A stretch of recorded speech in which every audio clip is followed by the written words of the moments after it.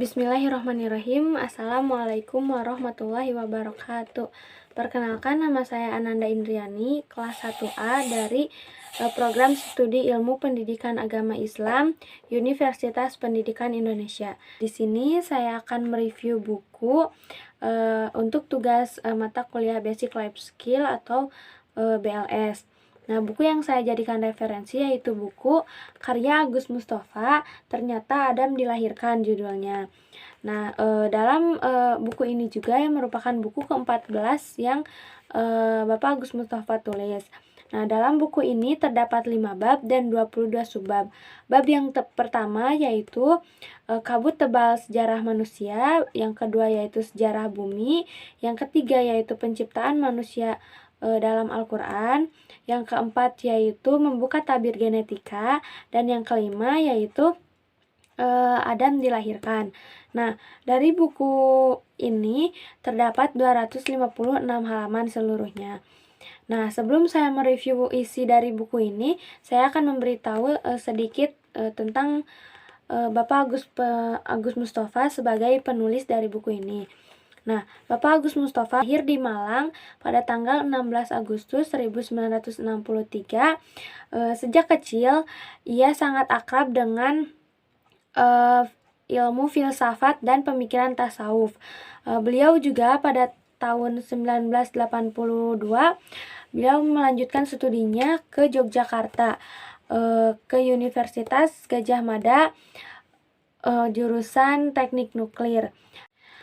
Beliau selalu menulis buku tasawuf modern dari sudut pandang sains dan Al-Quran, juga pemikiran-pemikiran modern.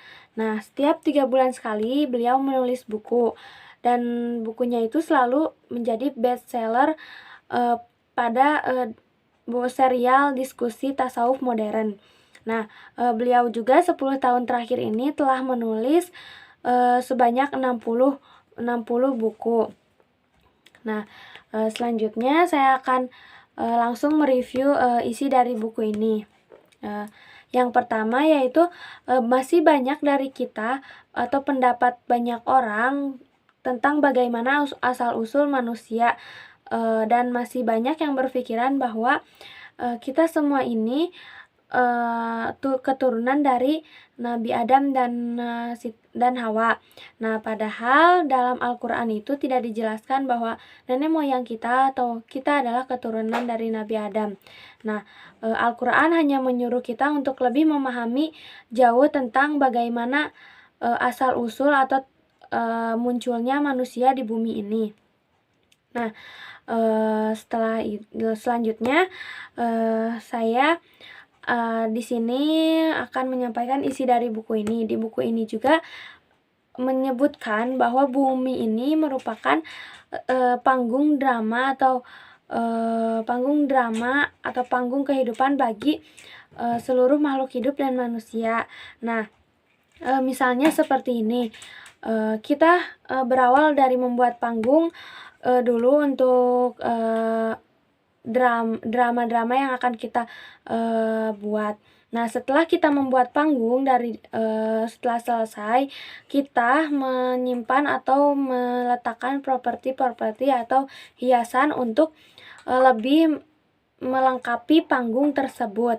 Nah, jika telah selesai panggung dan propertinya, kita akan mencari aktor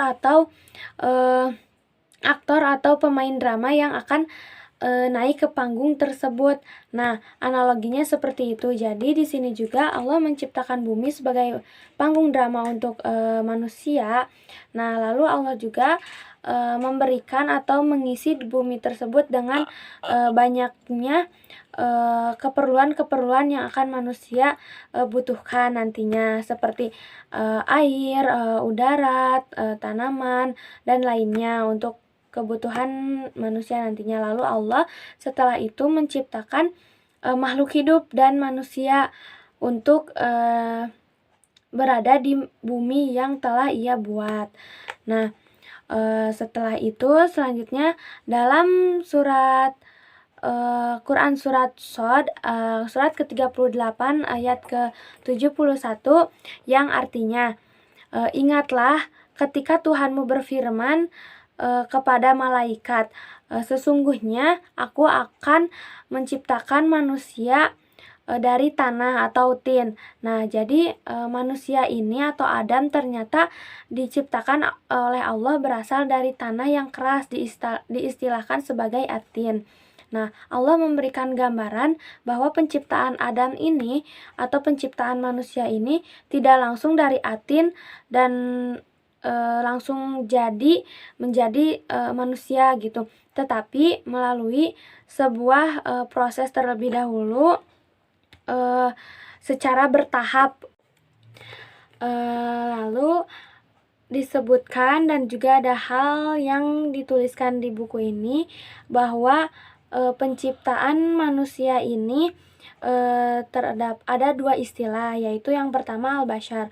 Al-bashar ini merupakan lebih ke fisik, yaitu penciptaan fisik dari tanah secara langsung. Nah, yang tadi dijelaskan bahwa berproses atau secara bertahap untuk penciptaan Nabi Adam dari tanah. Nah, yang kedua yaitu al-insan. Al-insan ini lebih ke potensi yang ada pada diri manusia, yaitu seperti sikap dan sifat. Dan di sini juga saat Allah menciptakan Nabi Adam itu dari tanah, Allah mengambil saripatinya dulu, baru Allah menyebutkan kun fayakun, maka jadilah, dan tidak langsung jadi, tapi melalui proses dan secara bertahap. Lalu selanjutnya saya akan menjelaskan perspektif surga yang kita pikirkan dan apa yang ada di buku ini. Di buku ini disebutkan bahwa kita juga masih banyak yang berpikir bahwa surga itu merupakan seperti dongeng-dongeng atau khayalan indah yang ada di langit sana. Nah, padahal berpikiran seperti itu merupakan pikiran dari orang-orang yang beragama pagan.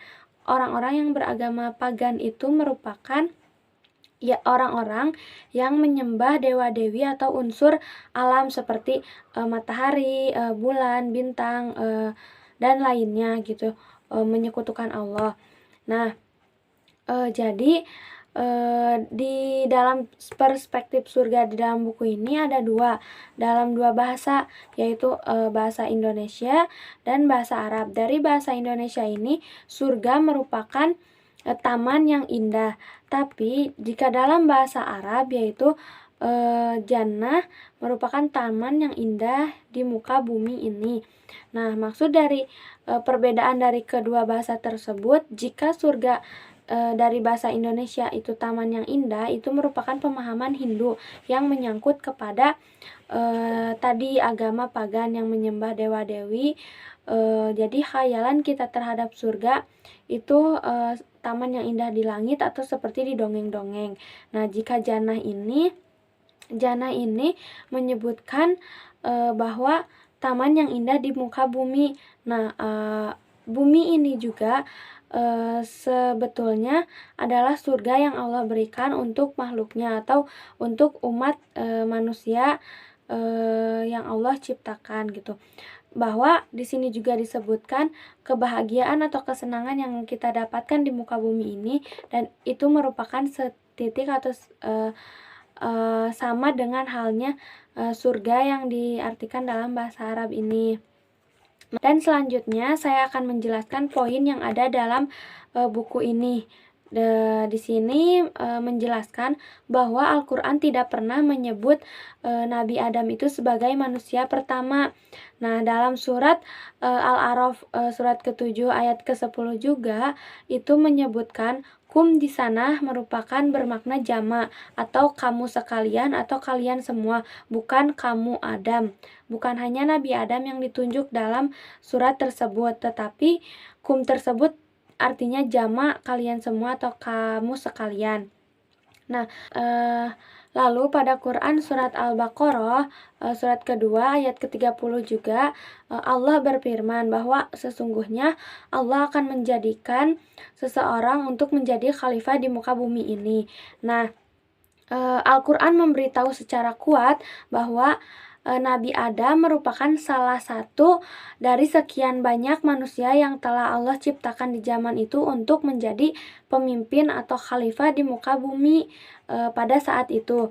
Tetapi kita juga tidak boleh berpikiran atau bertanya lebih jauh, kalau misalnya Nabi Adam bukan manusia pertama, lalu silsilah keluarganya dari mana atau manusia pertama itu siapa.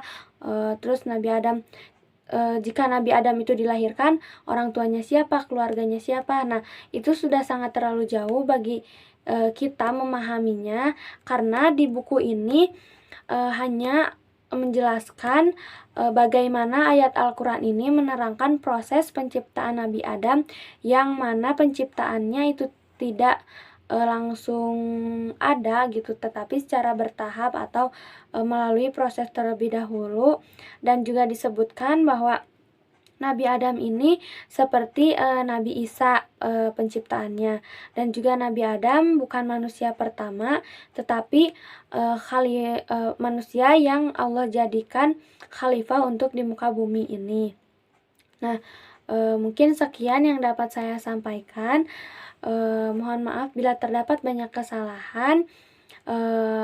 Terima kasih. Wabillahi taufiq wal hidayah. Wassalamualaikum warahmatullahi wabarakatuh.